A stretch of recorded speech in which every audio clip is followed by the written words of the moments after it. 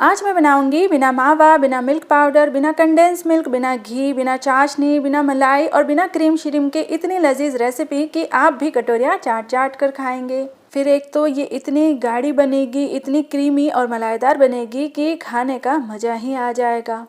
तो इसके लिए सबसे पहले हमको दूध उबाल लेना है। तो मैंने ये 6 कप दूध लिया है। इसकी मैं ये रेसिपी बनाकर तैयार करने वाली हूँ और इसी के हिसाब से मैं आपको आगे इसमें क्या डालना है वो बताने वाली हूँ। तो ये दूध अभी गर्म होने वाला है। तो जब ये उबलने लगेगा फिर हम इसमें डालेंगे चावल। तो ये मैंने चावल को 1-2 घंटों पहले पानी में भिगो कर रखा है। भिगोने से चावल सॉफ्ट हो जाते हैं और जल्दी से पक जाते हैं। अब यहाँ पर आप देखिए जो चावल हैं ये टुकड़े वाले चावल हमें इस्तेमाल करने हैं और ये सारे चावल इसमें डाल देंगे। ये टोटल मैंने 5 टेबलस्पून चावल का इस्तेमाल किया है इसमें। जब भी हम इस तरह की कोई रेसिपी बनाते हैं तो उसमें बहुत सारी चीज़ें डालनी पड़ती हैं, कुछ गाढ़ा करने के लिए, कुछ स्वाद बढ़ाने के लिए। लेकिन आज हम क्या करेंगे कि बहुत ही सिंपल इस रेसिपी को रखने वाले हैं, लेकिन फिर भी आपको इसमें स्वाद की कोई भी कमी नहीं लगने वाली है, क्योंकि हम इसको बनाएंगे ही इस तरह से कि बस खाने वाले इसे खाते ही रह जाएंगे। तो यहाँ पर जब भी दूध से कुछ चीज़ बनाते हैं तो किनारों पर जो भी मलाई जमती जाती है उसको हमें स्क्रैप करते जाना है और पकती हुई चीज़ में मिलाते जाना है। ये मलाई बहुत ही ज़्यादा स्वाद बढ़ाती है। फिर इसके बाद स्वाद को और बढ़ाने के लिए हम यहाँ पर बादाम और काजू इस्तेमाल करेंगे, जिसको कि हमें पानी में पहले भिगोना है और फिर इस्तेमाल करना है। तो मैंने ये 10 बादाम भिगोए हुए लिए हैं, इनका छिलका मैंने हटा दिया है और इसी तरह से 10 काजू मैंने भिगो कर लिए हैं। इन दोनों को ही हम क्या करेंगे कि पीस कर पेस्ट बनाएंगे और फिर इसमें डालेंगे तो बहुत ही ज़्यादा अच्छा टेस्ट आएगा, बिना किसी मावा, क्रीम, मलाई या मिल्क पाउडर के। तो आप देखिए इस तरह से मिक्सी में पीस कर हमें इसका पेस्ट बनाना है। पीसने के लिए आप दूध या पानी किसी का भी इस्तेमाल कर सकते हैं और फिर इसको हम डाल देंगे इस पकती हुई हमारी चावल की खीर में। फिर अच्छे से इसको मिला लेंगे और अभी आप देखिए जो चावल इसमें हमने डाले हैं वो पकने लगे हैं। तो जब तक ये अच्छे से सॉफ्ट ना हो जाए तब तक हमें इसको पहले पकाना है। 10 से 12 मिनट का इसमें टाइम लगेगा। तो धीमी आंच पर इसको हम छोड़ देंगे और बीच बीच में इसमें चम्मच चलाते रहना है।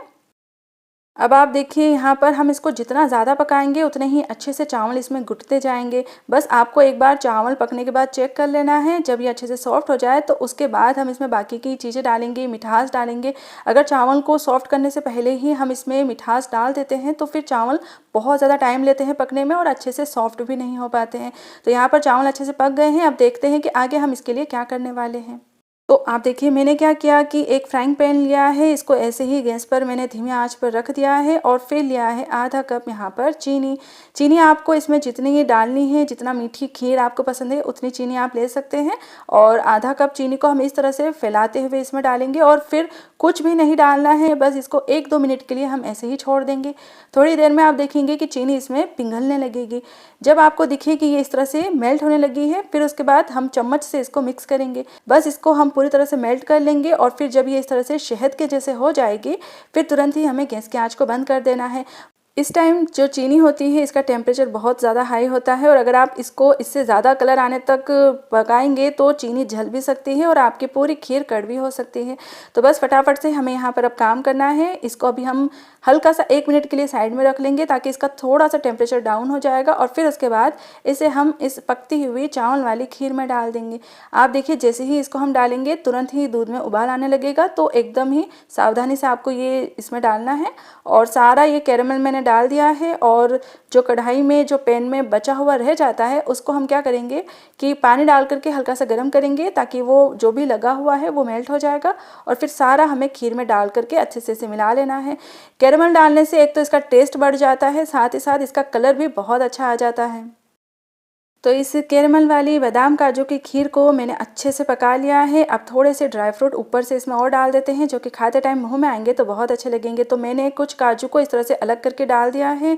2 टेबलस्पून मैंने इसमें पिस्ता डाल दिए हैं। 1 टेबलस्पून मैंने चारोली ली है, इसको चिरौंजी भी कहा जाता है। खीर में ये बहुत अच्छी लगती है तो ये भी मैं इसमें डाल रही हूँ। और कुछ 4-5 बादाम मैंने इस तरह से कट करके लिए हैं, इनको डाल देते हैं और 1 टीस्पून हरी इलायची का पाउडर डाल देंगे।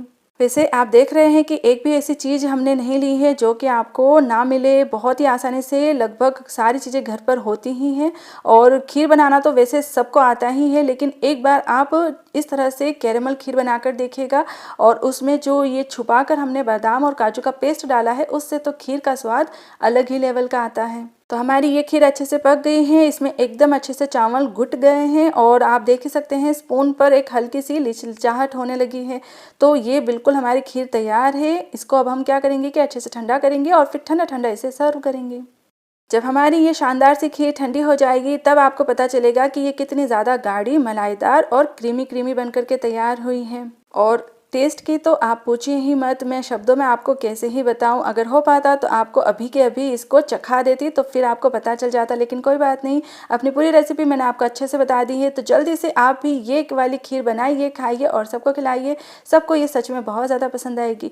और फिर उसके बाद अगर आपको मेरी ये रेसिपी पसंद आए तो प्लीज़ आप इसे लाइक करना बिल्कुल ना भूलें, सभी के साथ इसे शेयर करें और हमारे चैनल ईट यम्मी शोज़ को प्लीज़ ज़रूर से सब्सक्राइब करें ताकि आगे भी आपको मेरी ऐसी रेसिपीज़ देखने को मिलती रहे। और नई रेसिपीज़ की नोटिफिकेशन के लिए बेल आइकन पर क्लिक करना बिल्कुल ना भूलें।